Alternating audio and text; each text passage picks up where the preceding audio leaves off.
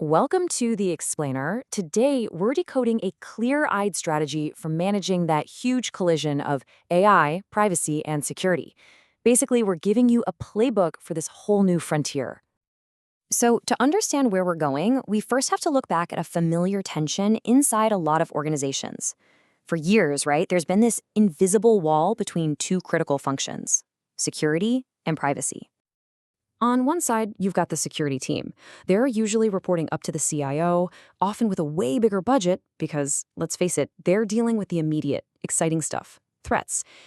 Then on the other side, there's the privacy team. They're typically tucked under the legal department, focused on governance and regulations, and, yeah, generally with a lot less funding. This whole setup, it's led to a ton of duplicated effort and wasted resources. But that old way of doing things, it's just not going to fly anymore. It is being completely turned on its head because a powerful new catalyst has just walked onto the scene, and it is changing the game for literally everyone. And that new catalyst is, you guessed it, artificial intelligence. AI is basically democratizing these incredibly sophisticated capabilities for your entire workforce, not just your tech geeks. Now, as a leader, your first gut reaction might be, nope, lock it all down. But here's the reality. The business risk of falling behind is just too great. You do not want to be the last company on the block to figure this stuff out. Which brings us to the million-dollar question, right? How do you strike that balance? How do you let your teams innovate and experiment safely without basically giving away the keys to the kingdom? Well, the key is a clear, simple framework. And just like pretty much anything in security, it all starts with the most fundamental rule of all. You have to know what data you have, and you have to know where it is. So before you can even think about setting rules for AI, you've got to get a handle on your complete data landscape. I mean, using data discovery tools to scan everything, digging up those forgotten databases and old file shares. Because at the end of the day, you can't protect what you can't see. Simple as that. Okay, so here is a super simple 3-tiered policy you could put in place, like tomorrow. First up, public data. Think marketing copy, job descriptions. For that stuff, let your teams experiment freely. Seriously, tell them to go nuts. Second, for confidential info, things like source code, the rule is strict. You can only use AI platforms where you have a rock-solid enterprise contract in place. And third, for your most sensitive data, we're talking personal info, health records, the rule is even simpler. You never, ever use the raw data. You de-identify it first, and only then can you use that anonymous data to train a model. And look, this is the most critical point, so I'm going to say it again. Never put raw, sensitive information into a large language model. De-identifying, which really just means stripping out all the personal stuff like names and social security numbers, is almost always possible. There are practically zero use cases that actually require feeding raw, sensitive data to an AI to get the result you want. You know, this new AI reality, it's also forcing us to finally deal with a really old problem. One that plagues almost every single company, our tendency to keep data forever, just in case. Amy Cardwell has this brilliant analogy for this.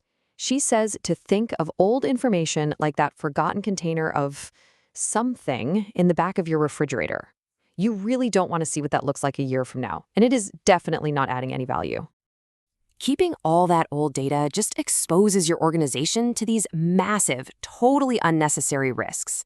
It dramatically increases your attack surface. It creates huge legal liabilities.